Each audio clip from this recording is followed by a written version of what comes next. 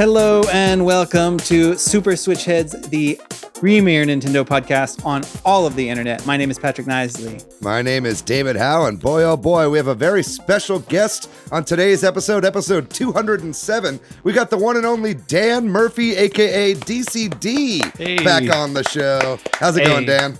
Good. Thanks for having me. I'm excited to be back again. Of course. Dan, we've got you here to talk about Final Fantasy. So, with the Pixel remasters coming to Switch, you can now play Final Fantasy 1 through 12 minus 11 on your Nintendo Switch. And what a better time to just reminisce about those earlier Final Fantasy. Can we call like Final Fantasy 12 an early Final Fantasy still? We're talking about the first chunk of them that are available on the Switch, the early ones. I think we'll focus on what's available on Switch, maybe a little focus on the Pixel remaster type games, but just the franchise as a whole. We're just going to share our love for these games. On top of that, we got some news. The Mario movie Juggernaut continues. There's a game trial on NSO that actually lines up with us being able to talk about it. There's been some closures of things we'll get into, and that Microsoft merger may not happen. We'll see. Oh my God. I'm so ready to get off Microsoft and Activision's wild ride. And of course, we'll talk about Tears of the Kingdom because how could we not? It's so close and there's been leaks. But we'll get into all that soon. For now, how's everybody doing? What's going on? How's your week been? Good. Yeah, it's been busy, but yeah, I'm having a good time. I can't really complain. I'm playing just continue to be an absolute slut for Picross, and played a lot of Picross this past weekend, both in single player and multiplayer, which was a lot of fun. But I'll talk about that at the end of the show. Nice. I guess I'll go. I'm doing fine. Has it been a week? This week's been a blur. I don't even know what I did since we last did this thing. I think there's a gas leak in both of our homes or something.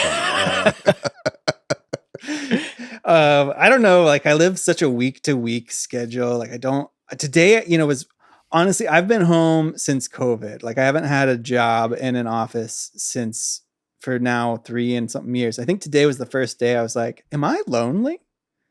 Like, do I want to go somewhere sometimes? You know what I mean? Like legitimately I was doing laundry when I probably should have been working. And I was like, maybe I should get a job in an office or something. Just go bring your PC to a Starbucks or something. Yeah. Just lug all the equipment. Monitor 1, monitor 2. I think you should do the podcast from a Starbucks. I think that would be the appropriate thing to do. That's fair. That will be not an audio problem. What about you, Dan? What's going on? How's your week been? Pretty good. Today's actually my birthday. What? Whoa! Yeah. Happy birthday! Thank you for spending it with us. Yeah. Hey, I mean, so I have newborn twins, so I don't do anything. Yeah, you don't anymore, get to. This is as exciting as it gets. Lord, man. Well, very honored that you've joined us on today. Yeah. So I had a little free time today, but this weekend, I was actually able to play a round of golf, which is fantastic. And probably don't have a lot of listeners that play golf. But if you do, you may understand this. The last 3 years, I've played a lot and I've got my handicap down at 3. So I want to play in tournaments, local tournaments. And I've been getting really good. And then I haven't touched a golf club in probably 7 months, and it's gone. It's not like riding a bike. Not at all. So it's terrible. So hopefully I can get it back this summer. But other than that, things are just perpetual state of tired and good. How are the babies? Are they good? They're awesome. They're getting big. They're strong. From being preemie twins, they're doing great. Yeah. Good to hear. Yeah. I want to see those babies fucking bench. Buff babies. At some point. Yeah. Buff baby emoji when. Yeah. Mods, please. Mods. Oh, yeah. Awesome. Well, moving along.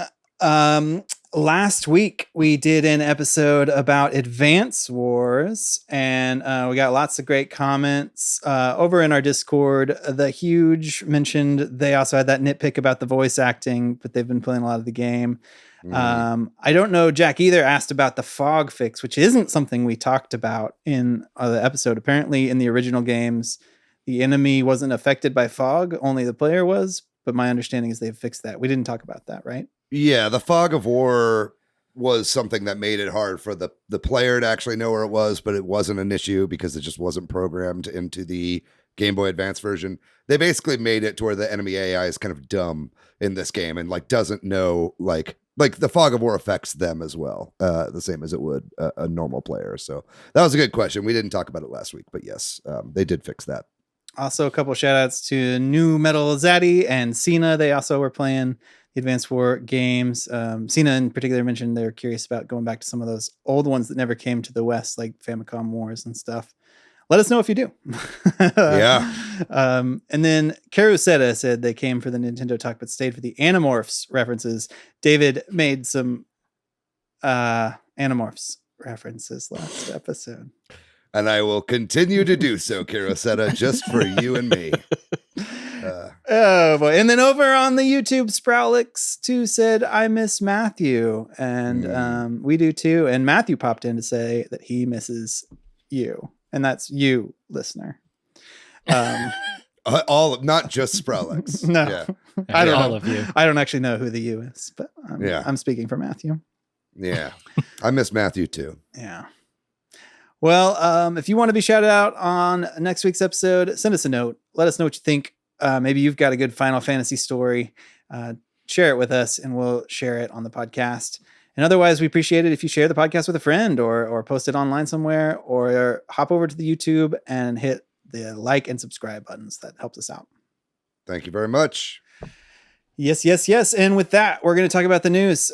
First up is the Mario movie. We got to talk about it. I think it finally hit the $1 billion mark. After like 23 days or something like that. Yeah. Wow. Didn't take him very long. It just came out. Awesome. Yeah. It just came out in Japan, which I think and it's doing like crazy over there, breaking records over there for all kinds of stuff. I saw some headline recently and I can't remember. Maybe somebody shared this on the Discord or somewhere, but it's like, the Mario movie is performing like a general audience movie, not like a animated kids movie or something like that. Mm-hmm. And I think I said something to this effect, but I think maybe people underestimate how many casual Mario fans exist, like how culturally embedded Mario is in people's lives. Just even if it's just like, oh, I remember being a kid and people played that all the time. You know what I mean? Like, or I played it a little bit at my friend's house when I was, like, yeah, I think that's what's happening. That's my theory. Well, yeah. I've noticed too, like, so I used to write for Boss Rush a lot, and like we had a very hard time like getting a lot of views on certain articles. But anytime you would write about Mario, you'd have like 2,000 clicks in a week.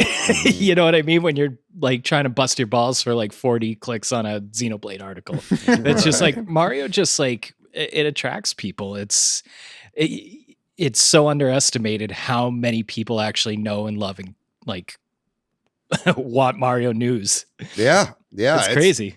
It's wild. I mean, it's I wonder if Disney's looking at this and being like, why don't we make a Mickey Mouse movie? You know what I mean? Like, it's like, having like your main mascot that's like tried and true, like come out with like a big, like, this is us, it works. I mean, it's the brand recognition. It's also just he's a likable character, and it was a good idea to start Nintendo movies with this.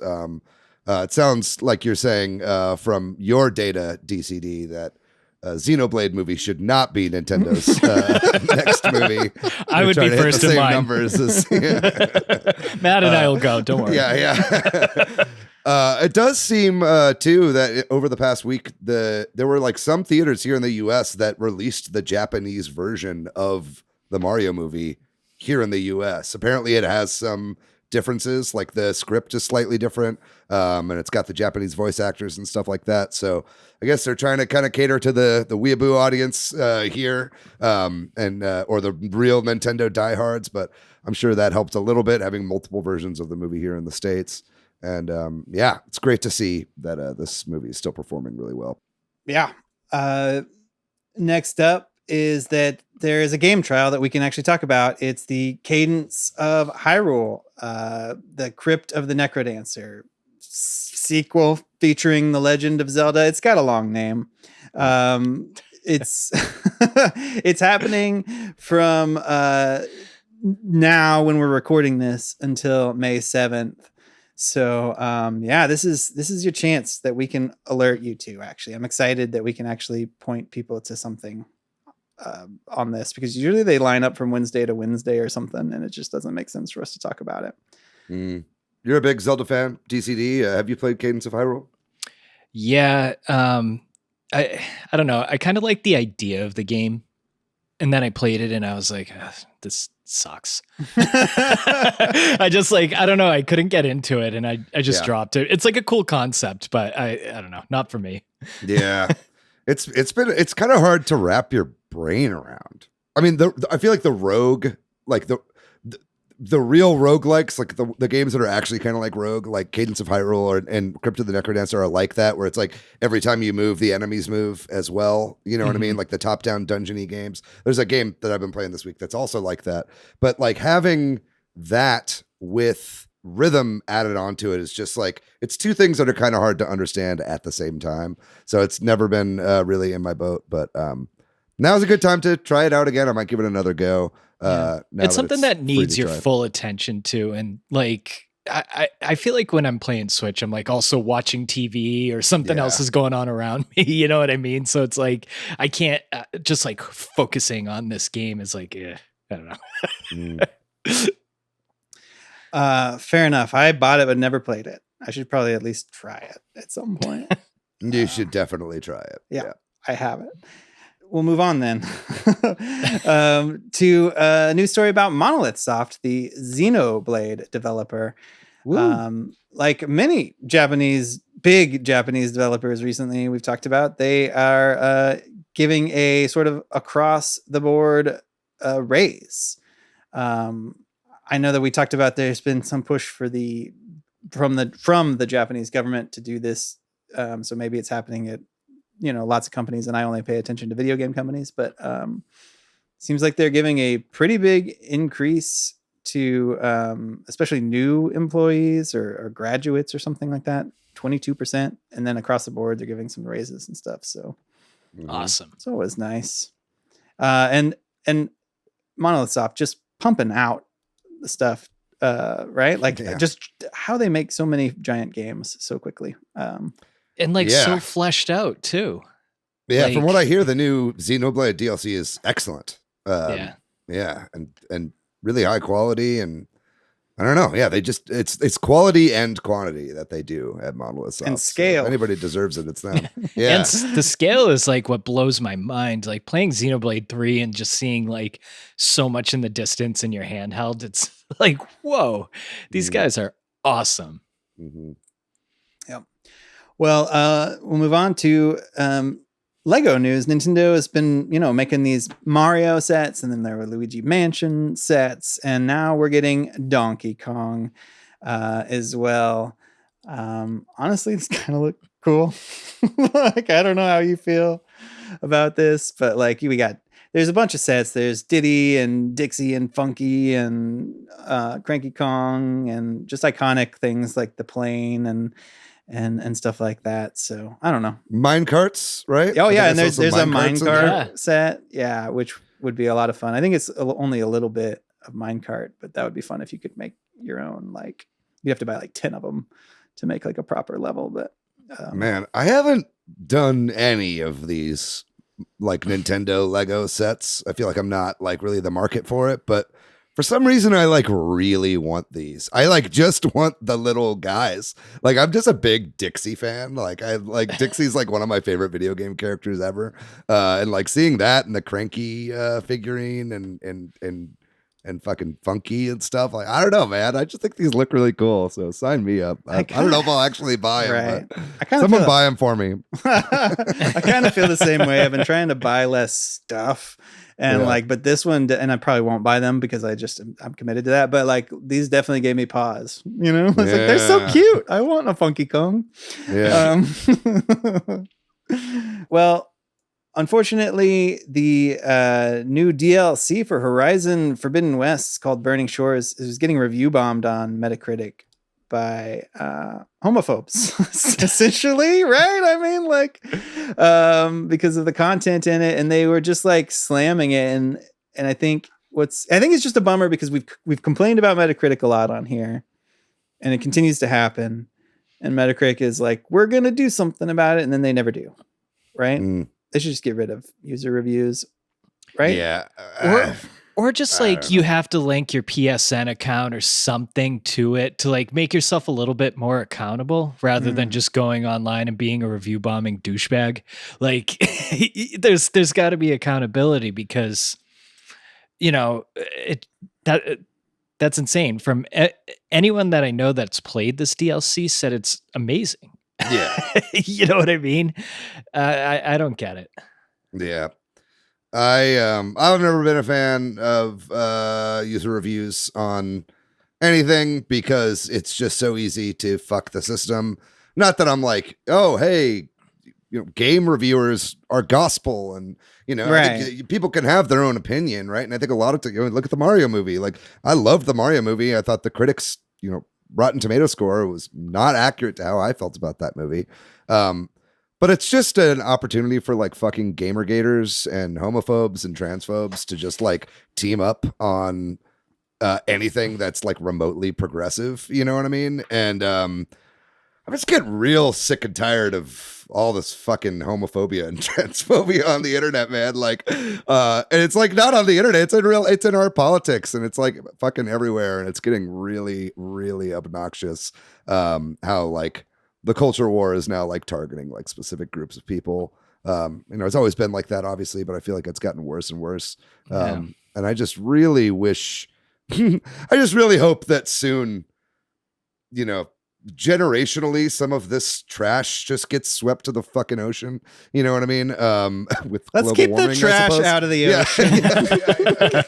We need less trash in the ocean. Look, I'm messing up my metaphors here, but I don't know. Anyway, I'm just sick and tired. I hate seeing stories like this, and it's like, I just try to ignore it for the most part, but it's like, like I said, it feeds into everything else, and it's just kind of becoming this really, really annoying. It's just I miss nerds being nerds instead of bullies. Like, yes. You know what I mean? Like, what happened? Why? I think it's time to bully gamers again. I think they've gotten too. They're resting on their laurels a bit too much now. Yeah. Well, while we're talking about journalism, real quickly, Waypoint, which is the gaming segment over at Vice, though it existed before, it was part of Vice, is unfortunately going to be shut down by Vice on June 2nd. And part of the reason I feel a little bit of attachment to, I like Patrick Klepek, who he streamed playing through my kid's Mario Maker level one time, and so I'll forever love him for that. But that's cool. I think just there's been a lot of layoffs in video game journalism, and kind of we're transitioning away from traditional journalism, I guess, into the sort of streamers and YouTubers and stuff like that being the bigger things. And I don't know. Metacritic won't have a column for that much longer. Maybe, who knows? I don't have a ton of, I don't pay attention to Waypoint too much, but it's just another one of those things that's happening. So it's a bit of hopefully all those people land on their feet, right? That's all you can say. Well, Vice, they're going bankrupt. I saw that in the New York Times today, and they're the ones that own Waypoint, right? Yeah. Yeah. So, well, there you go. It's not just Waypoint then, I guess. Right. Yeah. Probably it's probably going to be everybody. Yeah. So, yeah. Well, that's too bad for the people that work there. Mm-hmm. Another thing that's being shut down is a website called Forest of Illusion, which does a lot of preservation and stuff for Nintendo, right? I honestly don't know a whole lot about it. Maybe David, you could talk a little bit about this. Yeah, I mean, it's, Force of Illusion has been like a fan run labor of love website that, has documented a lot of kind of obscure Nintendo history. I think they went through a lot of the Giga Leak stuff and like would show early beta stuff from Nintendo, and just a whole cacophony of different things that they've been able to like keep in the public record for a while. There was a post recently just saying how the website costs have gone way up and they didn't really have enough, it's a very small team and they didn't have a lot of people being able to actually pay for the thing, with everybody working real life jobs and everything like that. So unfortunately, this website is going down, but the Twitter page will stay up and all of the stuff from their website is uploaded to archive.org. And I just want to give a little PSA to definitely check that website out. It's especially if you're a Nintendo fan, you're a fan of Nintendo history. There's a lot of really interesting stuff on there. I love the like obscure, like, Super Mario Broth is another Twitter account that does similar things with obscure Nintendo history. So if you're a fan of video games in general, I think you should check it out before it leaves. Next up is that it was announced that Nintendo is going to be at Gamescom 2023. Gamescom is sort of another big gaming convention that happens in Europe, and it's happening in late August. So understandably, Gamescom did a big Twitter announcement, excited about that.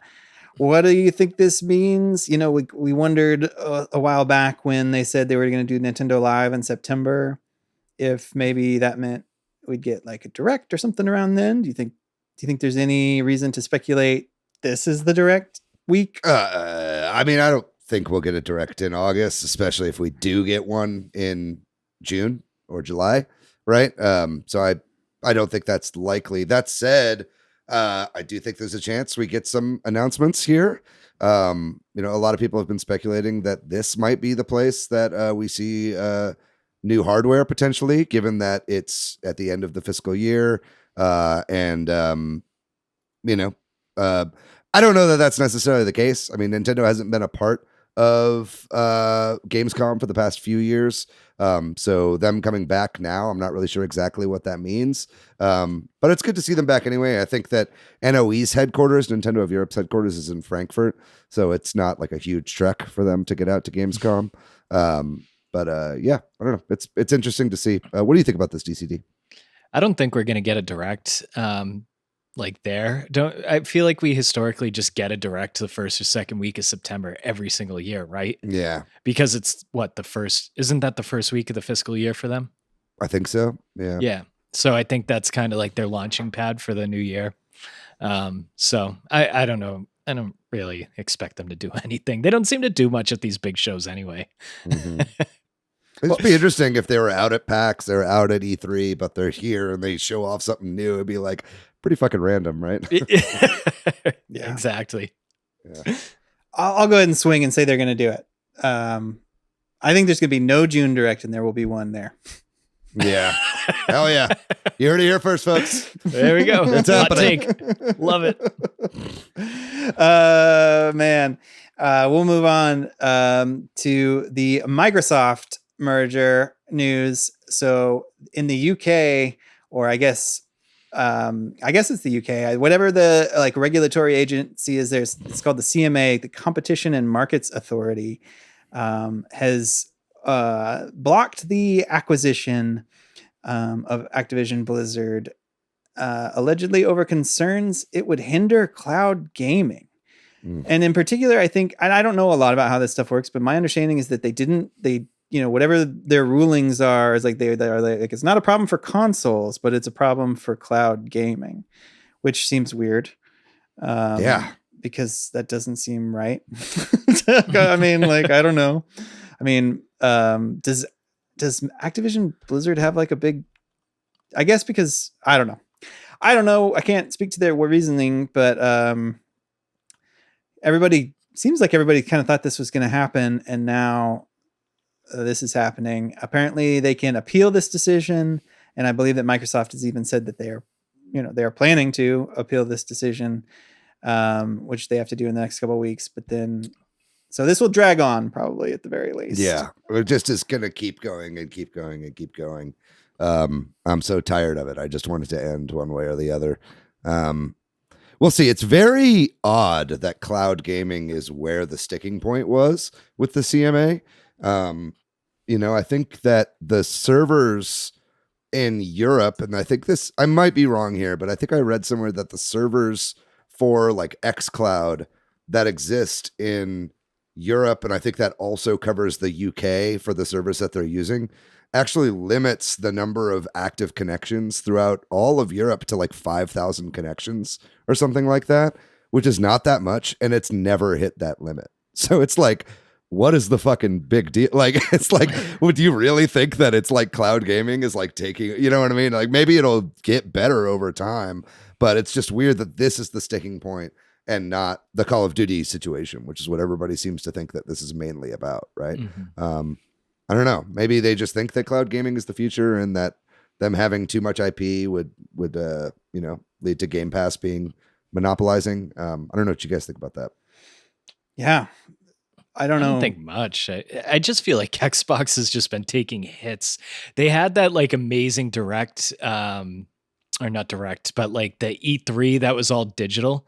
Mm-hmm. I'm like a PlayStation guy through and through. I've never owned an Xbox, and that was the one where I was like, I might go with the Series S instead of a PlayStation 5. But since then, it's been just nothing for Xbox except like crickets about their games and just like bad news. Yeah. And unfortunately, Redfall is not looking super good. I think it's got like a 62 on Metacritic or something right now. Not looking great, unfortunately. We love Arcane. We love Austin, Texas. But not looking great for them right now. So yeah, Microsoft definitely could. I don't know. It's just funny. It's like PlayStation's like, Microsoft is going to totally crush us. And meanwhile, they've just like got their boot on Microsoft's throat right now. It's like, I don't know. It's a really weird time. They could probably use something like this, to be honest. Yeah. Well, we'll be reporting on this, I'm sure, for however long it takes before they break down and like sell off stuff, which is probably what it's going to be, right? Anyway, last up in the news, just a little bit of a warning, I guess, that the Legend of Zelda Tears of the Kingdom, which everybody's super excited about, we're less than we're like, by the time this 4 comes days out, away? yeah, No, like by the week. time this comes out, it'll be a week and a half or whatever, week and a couple days, but we're getting close.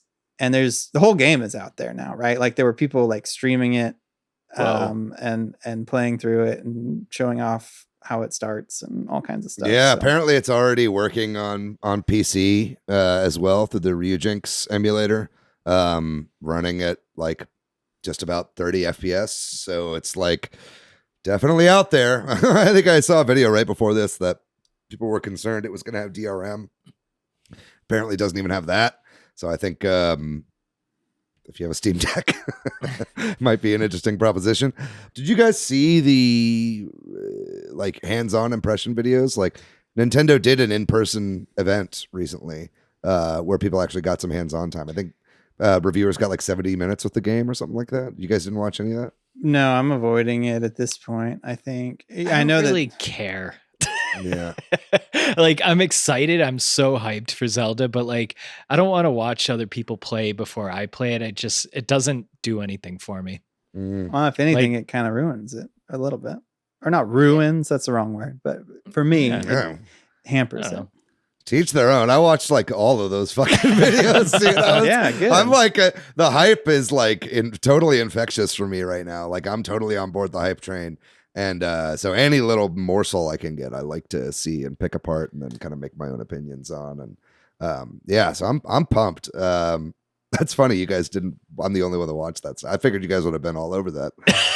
I think it's just like this close out or this close to a game I know I'm getting, especially a game that at least the previous one felt a lot of like, climbing that mountain and looking around was so much joyful. Like I don't want somebody else to climb that mountain. Right. And the other thing is too, it's like, it's such a personal experience, like how you build things and like, how you're going to actually play the game. Same thing with Breath of the Wild. Like I felt like every single person that played it a different way. And I just don't really care how somebody else plays it. Well, I couldn't disagree more. I think like for me, it's like, I think that because what I'm getting from these, and I'm not going to spoil anything. There isn't really anything to spoil. Like the experiences that people had were very closed off environments. Like, you know what I mean? It was very guided by Nintendo reps, like for these things.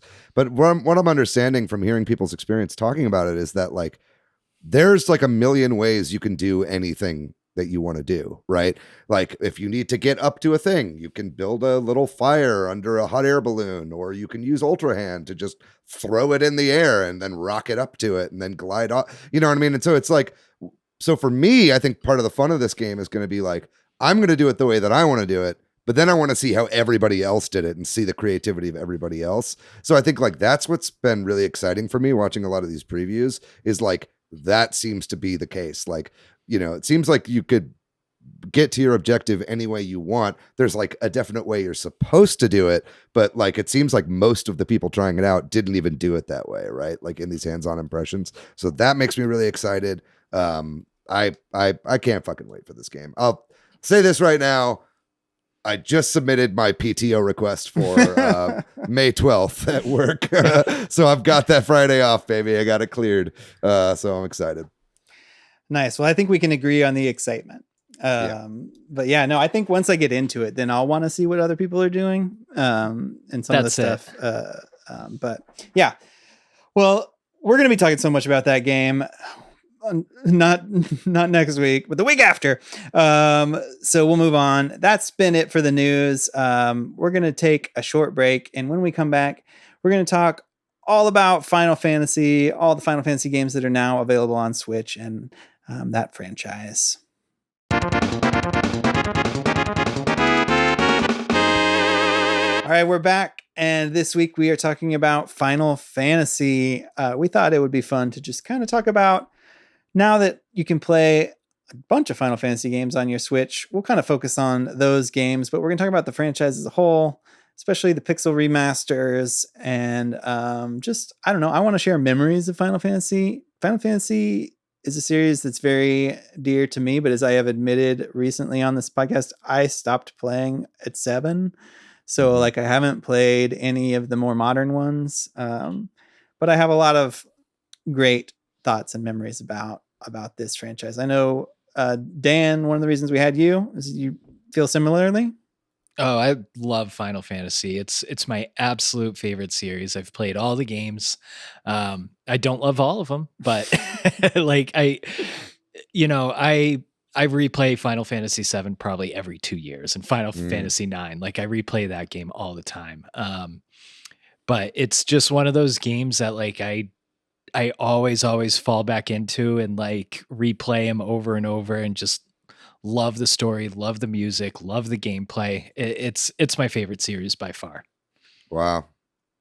Yeah, I mean, I also love the Final Fantasy series. I don't know that I've ever beaten one except for 9. I think 9. I mean, I don't beat a lot of games in general.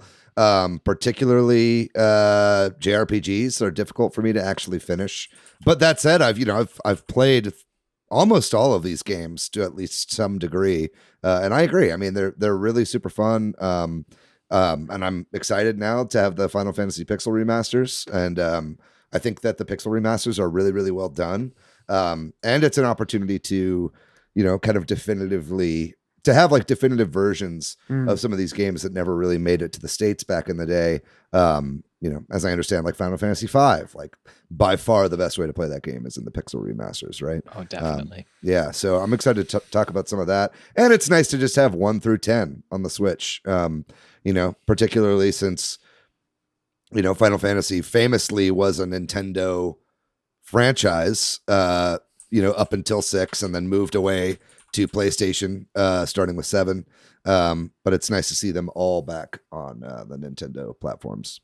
maybe we just talk for a minute about sort of the history or where it started at least. So the very first game dates back to 1987. So this series has obviously been around for a while. I think that it's really kind of fascinating, the history of it. Over at Square, I forget the guy's name. It's Sakaguchi. He really wanted to make this game or a fantasy game, and people at Square didn't want to let him because they thought it wouldn't sell. History downhill ever since. History proved that was not true. But then I guess they had some success with the Dragon Quest series, and so they gave him the shot at making the game. And I think it's just really fascinating. Like, he wanted to take elements of D&D, which weren't as common in Japanese role-playing games at the time, and implement them. So I don't know. We don't have to dig too much into the history unless there's any points you want to hit on early or late Final Fantasy history. It's a storied history. They, also speaking of story, I think that's why I think these games are interesting, especially in contrast to like Nintendo and, Miyamoto's approach to Mario and stuff. Like, I think it's Final Fantasy 2 that they wrote the story first. Like, they were like, we're going to figure out the story and then we'll build the game around it. Not that Final Fantasy 2 has that great of a story, to be honest with you. Personally, I got really hooked on, I guess it's Final Fantasy 4. I played some Final Fantasy, but I didn't own it, but I played it at a lot of friends' houses, right? And then when Final Fantasy 4, which was at the time called 2 in the West, came out, I got it for like Christmas, and I just fell in love. And like, I hadn't played a video game like that. Not that there weren't games like that, I just hadn't played them, right? And I was so excited for when the next one came out, and just spent hours grinding in those games, which I know now probably is kind of but it was fun for me grinding, and it was part of the experience. And that's why I think I'm bad at role-playing games now, because they never taught me how to be good at them. They just taught me to battle mindlessly, and then you'll improve. And so now when games are like, you can't do that and you just have to be smart, I'm like, I am not smart. I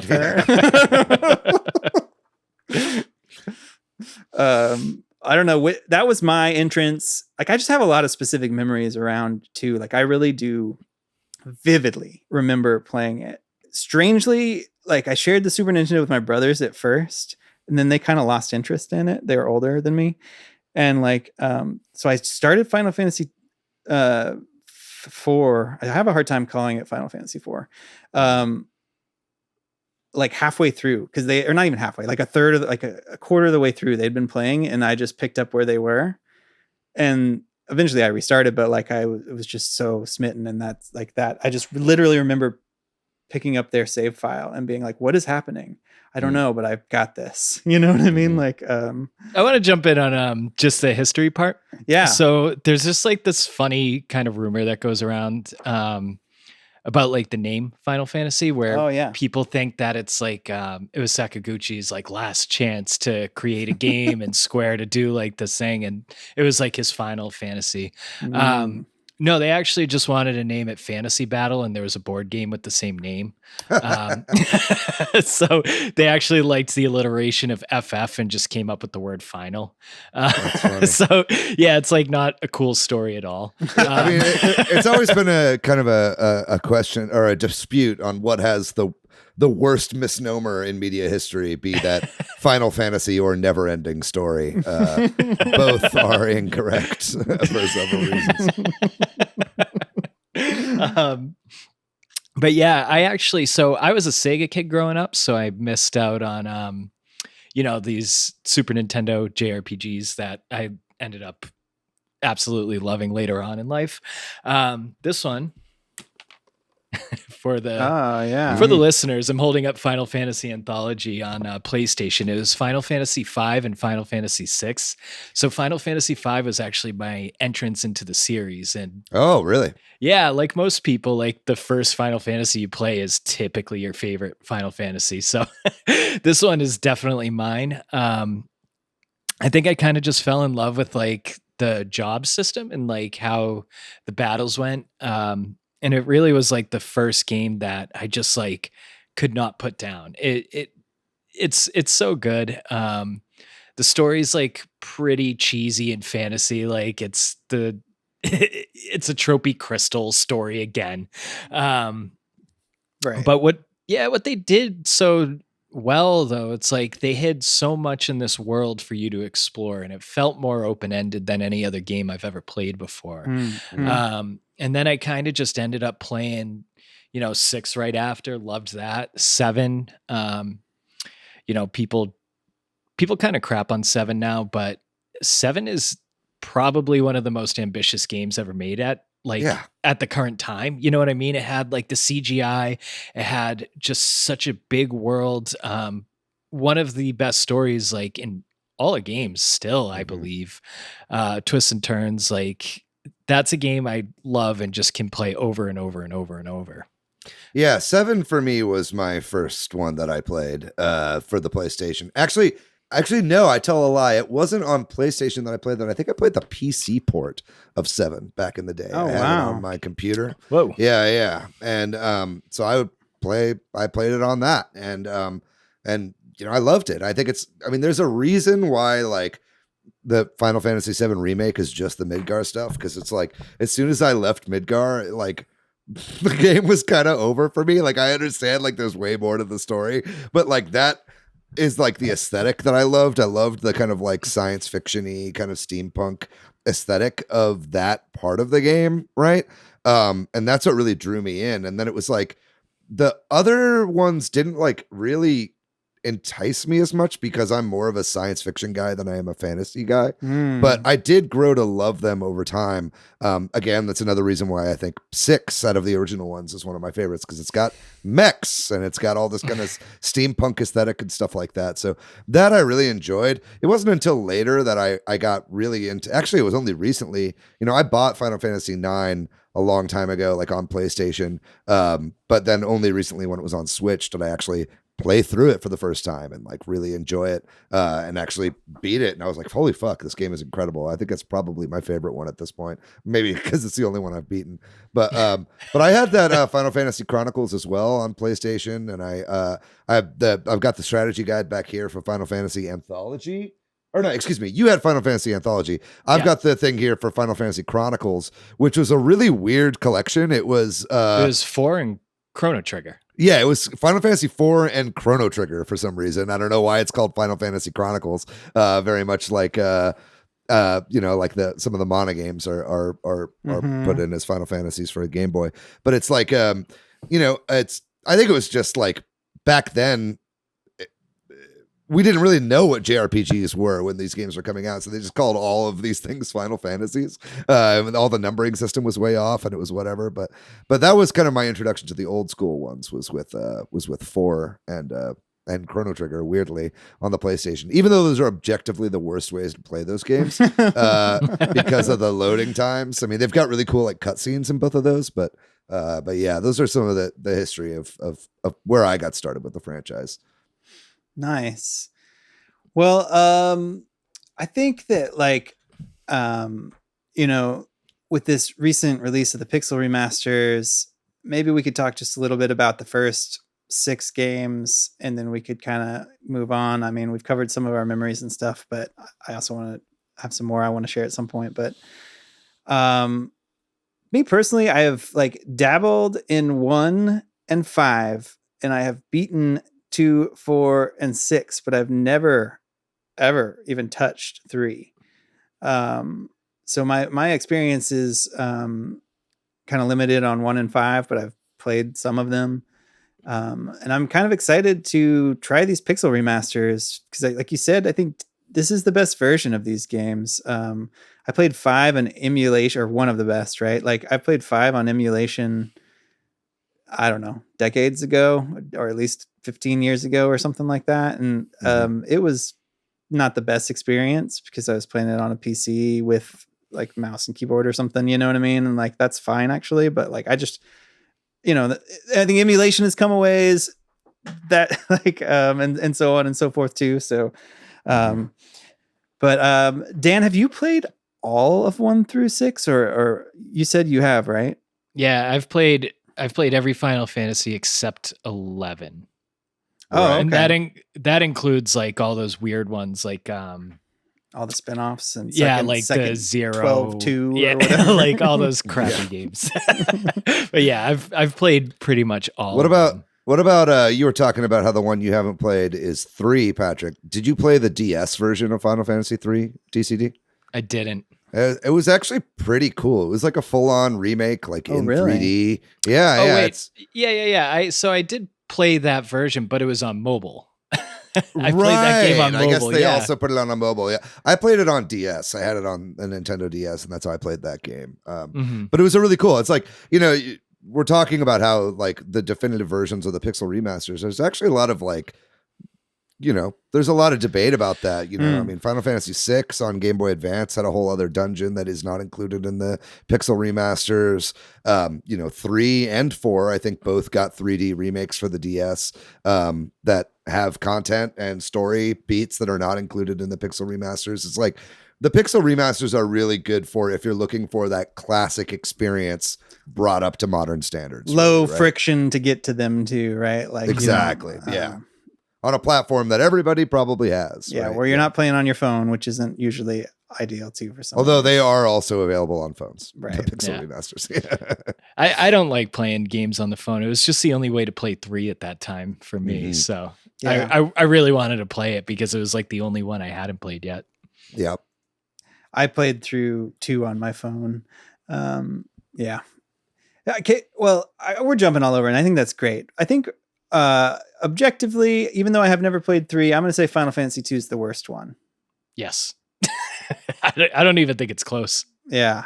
I think it's just the mechanics are the problem in Final Fantasy 2. They made it so that Final Fantasy 2 is unique in that, I guess not unique. There are other games like this, but where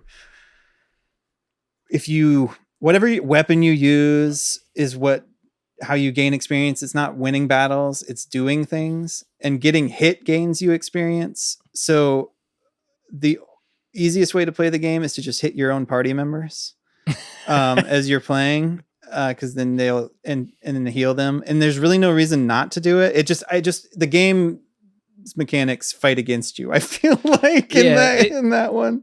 If you've played any of the Saga games, if you played any of the Saga games, Saga Frontier, or those, it's the same mechanics as that. Like if you get hit, your defense stats go up. If you attack, your attack stats go up. So it's like Patrick said, like the way to level up is to go in a battle and just beat the piss out of your own team. And then you move on. It just didn't work. And it's really boring. And it's like, it takes you a while to like grind up and get there. And then the story is not worth the tedious gameplay. I think that's part of it too. It's not like it's terrible, but it's not worth it, right? It's Right. Yeah. I think one of the best things about something that I'm excited to try with these Pixel remasters is that they've kind of made it to where you can turn off random encounters in these games. And they also have an option to make it to where you get EXP boosted quite a bit just from boss battles. And so, I mean, from everything, but including boss battles. So I think an interesting way to play some of these games might be like turn off random encounters, turn on EXP boost, and have a more streamlined experience throughout some of these games. Have you tried any of those, DCD? Have you tried any of those features in these new remakes? No, because I ordered the physical copy that still hasn't come in yet. Oh no. So the only one I've downloaded and played is 5 because I just really wanted to play that game. So I haven't tried that yet, but I've had a couple of friends do it with like 1 and 2 and just said like it just made the game much better and they beat it in like 6 hours. But, that's good to hear. Yeah, like the first game is actually pretty fun, but like you have to realize it's pretty grind heavy. Like the bosses are gonna mop the floor with you in that game if you don't grind up, and like you actually have to spend an hour like grinding up sometimes before a boss. And like you also have to choose your party wisely because you pick your job classes at the beginning. Right. So it's like you're stuck with that. So if you choose like 2 black mages and you go into a area where like magic doesn't affect, you're virtually fighting with 2 characters. So, there's just not a lot of like it's a Nintendo game. You know what I mean? Yeah. Like it's hard. Yeah. I think that's why I think too, this version potentially could be one of the better ones to play, right? Because of those quality of life improvements that allow you to just beat these games quickly or relatively quickly. 6 hours is still a long time, but without to just skip some of the relics of the past, the grinding of stuff, of just endless battling. But yeah, like I guess just I want to share like a few like memories of these games that I have. Like I think I was so pumped for when Final Fantasy VI came out. Like I was waiting for it. I remember playing it at my grandparents' house because that's where we went for Christmas, and like that's what I got for that Christmas. And then I remember it was years until we got like Final Fantasy VII, and I was a teenager, and I worked a job and I saved up money to buy a Nintendo 64. Only to find out Final Fantasy is not going to come to the Nintendo platform, right? So I had to save up more money, and I bought a PlayStation specifically because of Final Fantasy. So I bought both systems kind of because I wasn't paying close enough attention, I guess, or whatever. And we didn't live in an era like this where there's you couldn't just Google it back then. And I just assumed, right? Like I mean, maybe some of that was on me. I mean, I kind of followed stuff at that time, but like that was reading an occasional magazine or something, So I definitely remember like saving up all this money to buy these different systems, and my mom being like, "What are you saving all that money for?" And me being like coy about it because I was afraid she would judge me for buying all these video game things. And then at some point my brothers were like, "You got to tell her because she thinks you're saving up to buy a present for her." That's one of my favorite Final Fantasy memories. Oh man, God, that's awesome. And then another great Final Fantasy. I'm just gonna tell one more. This will be it. Yeah. I used to play so much Final Fantasy. I think my favorite is Final Fantasy IV, because like Dan said, your first is your favorite, even though I played some other ones before that. That was the first one I really sunk my teeth into. When I was like in my early 20s and living back with my parents and just getting drunk all the time, I would come home from a night of partying and just play Final Fantasy II on my old Super Nintendo, like until the wee hours of the morning. And I beat that game like multiple times, and I don't really remember most of it, of all those playthroughs. Like it was just so like something I would just sit there in bed drunk after a night out and just play through Final Fantasy over and over. Like I have a lot of love for those particular ones. So yeah. That's awesome. What do you guys think about Final Fantasy Tactics? You guys play that game? Oh, I love Final Fantasy Tactics. Do we count it amongst the canon of Final Fantasy, or is it like a totally separate game in your mind? No, it's counted. I mean, it's set in Ivalice, so Final Fantasy 3, Final Fantasy 12 is also set in the same world. So definitely, yeah, it's part of it.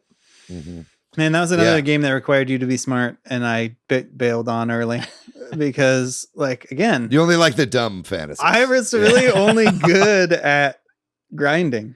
Like, I can sink some hours into a game. I can't figure out where to place my characters. Yeah. But I remember buying that for PlayStation and then just not like, it's not for me, I guess. That one's so good. The story's awesome. Like probably some of the best music I think in the series. And music. Yeah. These games. Yeah. The music was fantastic. And it's just like the gameplay is awesome. The job class system, Final Fantasy Tactics. I'm surprised they just didn't keep making those. Like why did they stop at that? Everybody loved it that played it. Like, that's a good question. I mean, they did a remake, right, for the PSP, War of the Roses, I believe it's called. And then there's Final Fantasy Tactics Advance, which is its own game, as I understand it. That's not a remake of Final Fantasy Tactics. I might be wrong on that, but I think it's its own game. But yeah, you're right. I mean, like totally. I'm surprised they didn't keep making more of those games because I think it was a hit too. Like, I mean, that game sold pretty well. I know a lot of people really love those games. That's a good question. I did tip my toe into Final Fantasy 11 a little bit. Oh, you did? I did. Like on the PS2? I had a friend who was obsessed with it. Like that's what he did for years or however long. Like it was years. And he got me into it and tried to like get me into it, but I didn't spend a lot of time doing it, but I definitely tried it. I know you said, Dan, that you played 13, which is I guess we should mention 11 and 13 if you're not a big Final Fantasy person are the like MMO ones. They were 14 or 14. Yeah, 14. Yeah. Sorry. Were the big MMO ones, right? Like, so Yeah. did you play 14? Yeah, I've been clean for 3 years now, I think. Like dude, I was so addicted to that game. Yeah, I mean, it's still going super strong. It's now, still right? going strong. Yeah. The other day I kind of like glossed over it on my PlayStation home screen and I was like, Just say no. I said no and I moved on. But yeah, man, like it's really good. And what I really appreciated about it was like it still felt like Final Fantasy. Whereas like when it first came out, I played it and it just kind of felt like this clunky, I don't know, just a game with Final Fantasy names slapped on it. But then like they really updated it. They changed so much of the gameplay. And it finally had that feel to it. It had like, you know, all the side characters of Final Fantasy and stuff. And then I got into it and it's just, it's a blast. If anybody likes MMORPGs, definitely give that one a shot. It, like you said, it's still going strong too.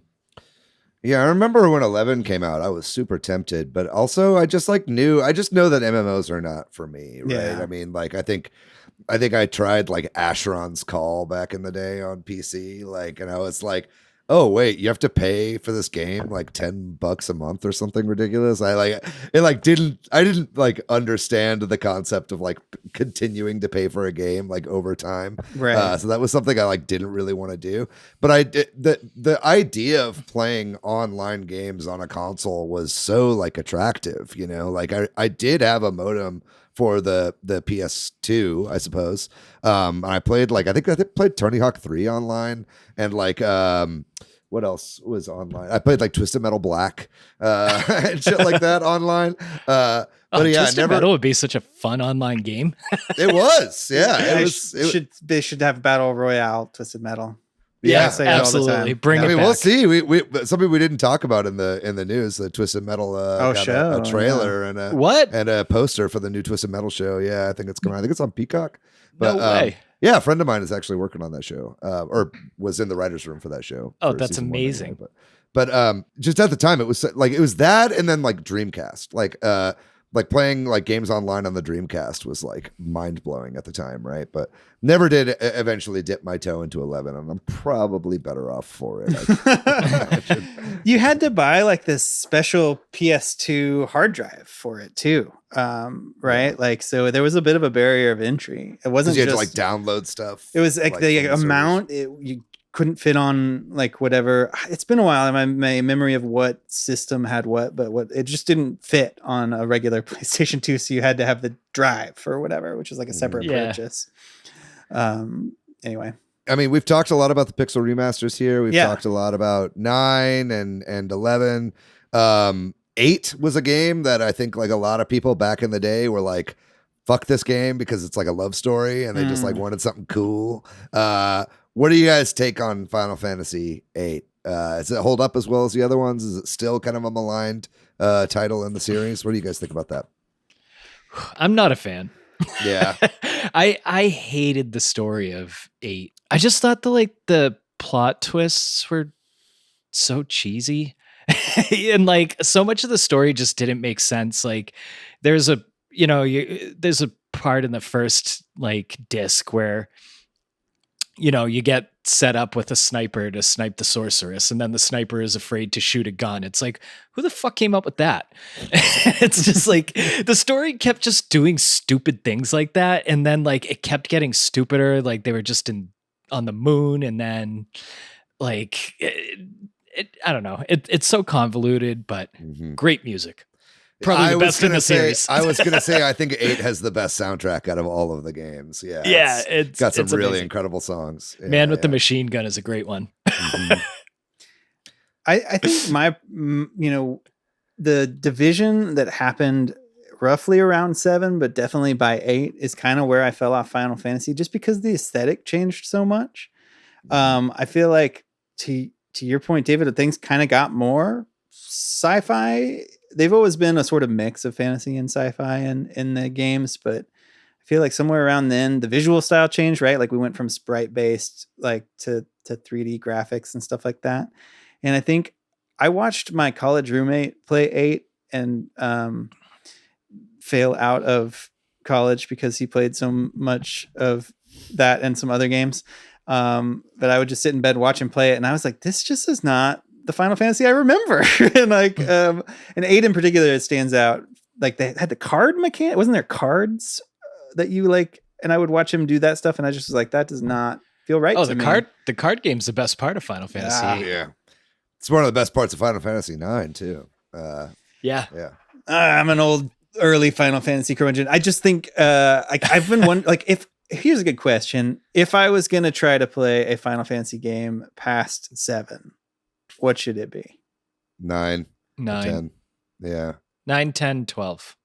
In that order. Yeah, that doesn't help. I said 1. I think 9. I think if you like the fantasy stuff, 9 is great, right? Like 9 is like 9 is a return to form of pre-7 stuff. You know what I mean? It's like it's kind of going back. You know, there's definitely some like steampunk influence, but it's not like sci-fi at all, right? It's like very much like, you know, kingdoms and, you know, this kind of that's why when I was younger, I was like, I don't really care about this one because I like the aesthetic of 7 and I didn't really care about the aesthetic of 9. But then going back to it, it's like one of the best looking PlayStation 1 games, holds up really, really well on the Switch. All the quality of life stuff that they put on the Switch works really, really well. And the story is excellent as well. And the characters are really, really lovable, right? I think 10 is really good too, but like 9 feels more like a classic Final Fantasy game than 10 does. You know what I mean? 9's kind of a love letter to the series, I feel like. Because it goes, you know, like Vivi's just like the typical black mage. And you know what I mean? At the beginning, Garnet's running away wearing the white mage robe. Like, it really is like a whole love letter to the series. The only thing about it not holding up well is like it takes like 25 seconds to like get into a random battle because it's just doing like these camera panning all over the place. So like you absolutely have to play it in like speed up mode or you're going to lose your mind. But Final Fantasy 9, that one and 5 are probably, they always kind of like joust for my favorite Final Fantasy game. But I love that game for sure. Another question, is it 12 is 12 more action based? So what do we think about that? Like, did it feel right? And with what they've done with the remake of 7 and 16 and stuff like that, maybe we can move into kind of closing out the discussion, or move on to that element of things, the current Final Fantasies and stuff. Yeah. So I'm actually currently playing 12. And I really liked the change that they made with the battle system. So it basically, like, it kind of fights on its own, right? They have a gambit system where you can actually just set up, like, if you see a foe near you, you attack. If it's weak versus some, you know what I mean? So it like, you can kind of like let it play out itself, but like once you get into the big battles, you really have to be strategic with it.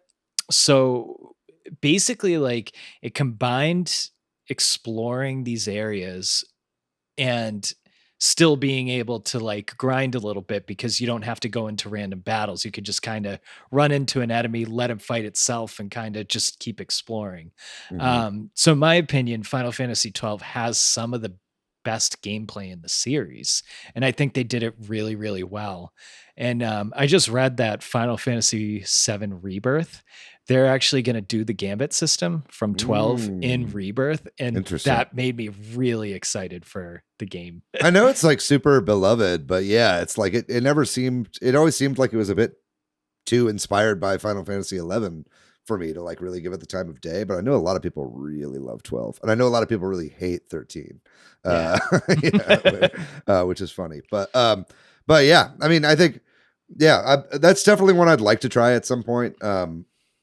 For sure. But it seemed like PS2 is where they kind of like started experimenting a bit with the franchise, and it's been that way ever since. I feel like I don't know that we'll ever get another love letter to the series like we did with 9, right? That kind of seemed like the end of an era. That's what Octopath Traveler is for, or whatever. I guess. And Bravely Default and Final Fantasy X. Like, if you look back at that one, that game was a little ambitious and different as well with how they changed the battle system, because they switched off of like the ATB and being able to switch your party members in and out. So yeah, they really did start trying like different things in PlayStation 2. And I think they really landed on, 10, 11, and 12, I thought. Not 13 though. We got Crisis Core now too. We got and that's all running on the Switch. The new remake of Crisis Core is running well on the Switch, and awesome. Yeah, it's just nice to finally have all these games in one convenient handheld location. Well, as we wrap this up, Dan, are you excited about Final Fantasy 16? Are you planning to play that? Oh yeah, I already pre-ordered it. I'm excited for that game. Definitely went like fully action based. 15 kind of disappointed me. I didn't like the way they were expecting everybody to just buy into the exploitation of it, right? So like they made a movie where you actually had to watch the movie before you played the game to kind of understand how the game started. I thought that was stupid. They just like purposely left out plots in the game, and it was $5 DLC to do like character stories that were like actually in the game. There was like little anime shorts that you had to watch to get background stories of characters. Like there was just so much extra bullshit that came with it. And it was like, I didn't like the game enough or the characters or the story enough to just keep buying into this. So I hope they kind of learned their lesson from it. And, the battle system was very, very thin. It was a button masher. There's no depth to the battle system. There's no depth to the magic crafting or item crafting. So I don't know. It's just an overall meh game. So what about the more action focus on 16? Like, is that something that's exciting you? Is that something that's kind of disappointing as somebody who's been a fan of the series for forever? Like, what do you think about that transition into the more action-based and kind of doing away with the turn-based gameplay? So I think this one looks like they're actually doing it right. Final Fantasy VII Remake was a little more action-based, but they like incorporated the turn-based style of Final Fantasy VII, which I thought was probably the ideal way to do a Final Fantasy battle system. But this one, I kind of like the idea of just being one character, right? And I thought that's where Final Fantasy 15 kind of kept falling on its face, having 4 characters and you only control one the entire time. So it seemed kind of pointless. So I'm looking forward to like seeing what they do with it. I hope it feels again kind of like Final Fantasy rather than a K-pop band. I'm looking forward to it. I'm going in with high expectations, and one thing that Square has been doing is listening to their fans when it comes to these games and stuff. So I'm looking forward to it. Cool. Well, any other final thoughts on Final Fantasy as a series before we move on? Which of the Pixel remasters, would you guys recommend someone to try if they wanted to, if they hadn't played Final Fantasy, which one do you think they should go to first? I mean, I think 6 is pretty much the obvious answer there. I mean, it's pretty much the most critically beloved game. It's the most beloved by the fans. It also seems like it's the one that they put the most effort into, it already held its own, I think, as a late stage SNES game. Right. But there are parts of the game where cutscenes have that kind of HD 2D style, or the opera scene has actual singing in it and stuff like that, right? Like, and as I understand, it's got one of the best stories out of the original 6. So it seems like a no-brainer that 6 is probably the best, but I know everybody has their favorites. I know DCD, like you've definitely said 5 is a really great one for people to jump into. But I think like if you're going to ask objectively, it seems like 6 is probably the way to go if you're just going to get one. Yeah, I would say 4 or 6, to be honest. Because 4 is such a wonderful story too, and that's a good. It's a little more streamlined than 6 too. Like you don't have as much choice as you do in 6, which might seem like a bad thing but if you've never played one and you don't like want to mess around with who to choose or something. Yeah, I think if you like dumb Final Fantasies like Patrick, 4 is the way to go. Yeah, if you're really like not Final smart Fantasies. about wanting to make like if you just want to grind. Yeah, leave the first 3 for the hardcore fans. 3 is actually just kind of like a vanilla game. It's the story's boring, the gameplay is whatever. Like it's a whatever game. It's fine. So yeah, I would say 4 or 6 probably. Well, there you go. We did it. We talked about Final Fantasy on Switch. So many Final Fantasy games you can play on your Switch now, which is crazy. It's awesome. We'll take another short break, and when we come back, we'll talk about the games we've been playing recently. I've played a lot of Splatoon, Salmon Run. I don't try to talk about it too much, but I don't know. It's what I do. It's my favorite. Like, take a break, play some Salmon Run. I honestly haven't played a lot of other stuff. I played a lot of Animal Crossing with my son, and he and I have been playing Mario 3. I've already talked about all these things, so I don't have a whole lot to say on all that. We're chipping our way through Mario 3. He's doing the DLC in Animal Crossing, which is kind of nice because then he doesn't want me to grind things out for him, which is what he was like, I need a cutting board. And I'm like, I don't know how to get you a cutting board. I don't have a cutting board recipe. There is no cutting board in the store today or yesterday or the next day, but thankfully he's been focused on making houses. And I just think that DLC is so good. Like, having watched him play through it 2 times now, because he's about to beat it again, like, they set you up for success in all the things he makes. Like, like this person wants a board. They're really into board games, and he makes a house. And I'm like, damn, that looks good. You know what I mean? Like, you did a good job because they like give you the right hint at the right things. And I also think he's okay at that part of the game. So, but anyway, I'll stop talking about things I talked about a lot. So. All good. It seems like a lot of people are picking back up Animal Crossing again. I saw Summer's been playing a lot of Animal Crossing, and I don't know what it is. I think people are like, enough time has passed since people stopped playing it, or they're starting to miss it. Well, it's like one of those games that's supposed to be played for a half hour, and then everybody put in 400 hours in 3 weeks. Yeah, exactly. Yeah. And it's like everybody's getting their like Tears of the Kingdom OLEDs now and like moving their islands over and being like, oh shit, I want to check and make sure it works. And then they're like back in it. Well, maybe that's part of it. That's also a reason I have been hesitant to start like a new game that isn't something I can just jump in and out of, because I'm really excited for Tears of the Kingdom. And I keep thinking like maybe I should start a game, and then I'm like, you know what? Nope. Yeah. Well, fortunately for you, I've started 3 games in the past week, maybe actually more, but I'm only going to talk about 3 today. And I actually just did a stream of all 3 of these games yesterday, Sunday, if you're listening to this a few days ago. And it's been like puzzle game week for me. I picked up Picross S9. Got to give that a shout out. I feel like DCD, you've maybe been playing some of that too. Oh, yes.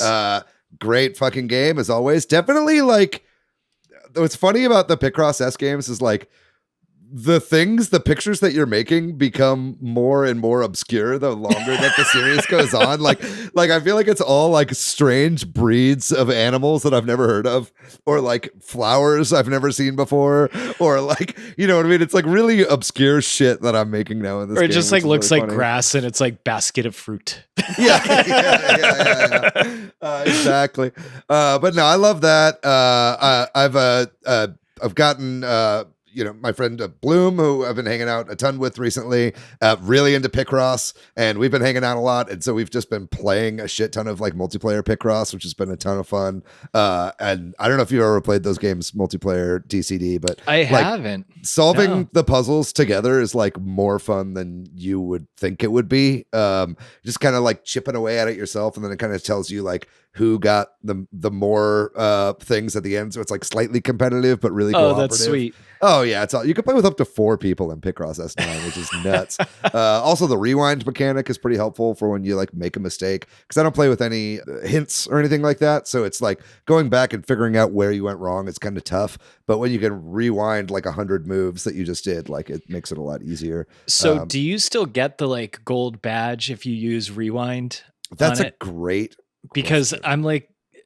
I'm just such a snob about it Yeah. that like No, me I too. don't use any like you said, I just don't use any handicaps or whatever they call them. I don't know why it would count against it. You know what I mean? Because you're just undoing what you did. You're not like asking for something new. So I would imagine you wouldn't, but I'll check in. I used one on the most recent page I'm on. When I finish this page, it'll tell me if I've got yeah. Because I don't use any other hints. So that'll definitely know. Also, I was thinking about this. Picross E series for the 3DS also went up to 9. It went from like Picross E to Picross E9. Only 8 released in the States. 9 came out only in Japan.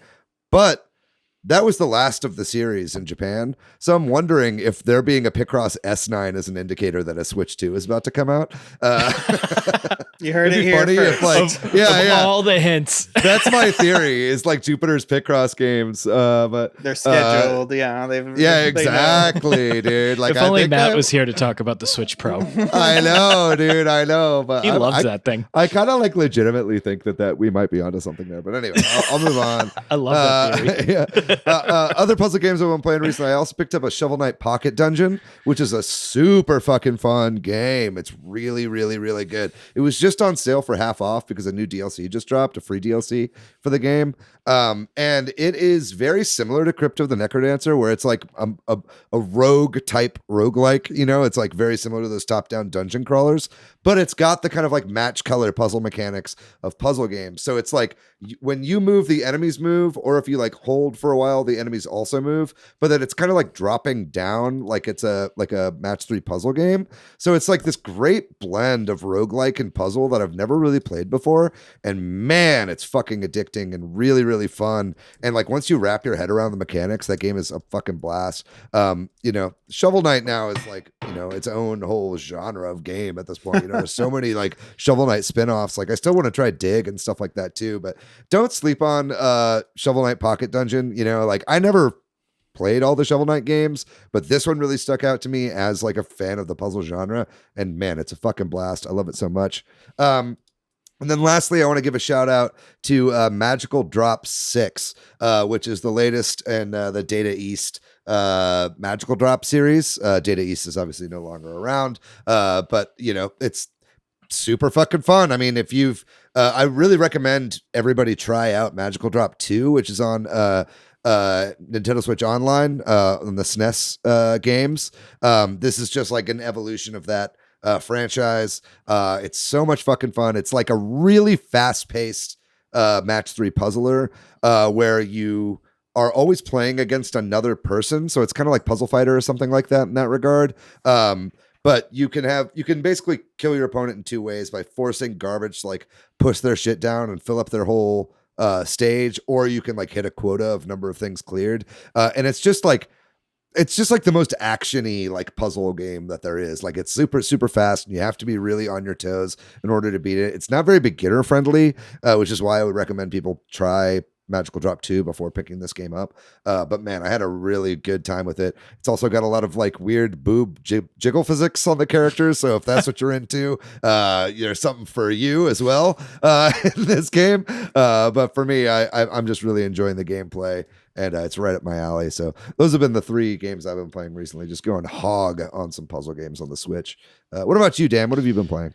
So like I said before, I've been playing Final Fantasy 12. We talked about the gameplay. It's great. The story's it's whatever. I did like kind of realize something playing it. Like it has like the worst protagonist almost in any game.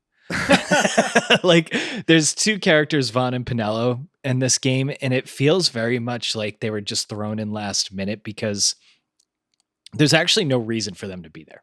Like in any big scene, there's 4 basically main characters, and Vaughn just kind of stands there like, huh, what? Why is this happening? And like never has any substance to the story. So it's like, I really feel like these 2 characters are tossed in last minute because I've never played a game where there's just no point in the protagonist. So, but aside from that, it's a very fun game. Picross S9, the only thing that I could say that David did it is I think they nailed it with the music. Great music. In this Dude, the music is so good. It's dude, I was like, Blue was playing it on the TV, and I was like in the kitchen working on something, and I just started like a little dance, and I did this whole like interpretive dance like to the music, and I was like, damn, I kind of want to like record this. It's rivaling Picross S4 for best music on the Switch.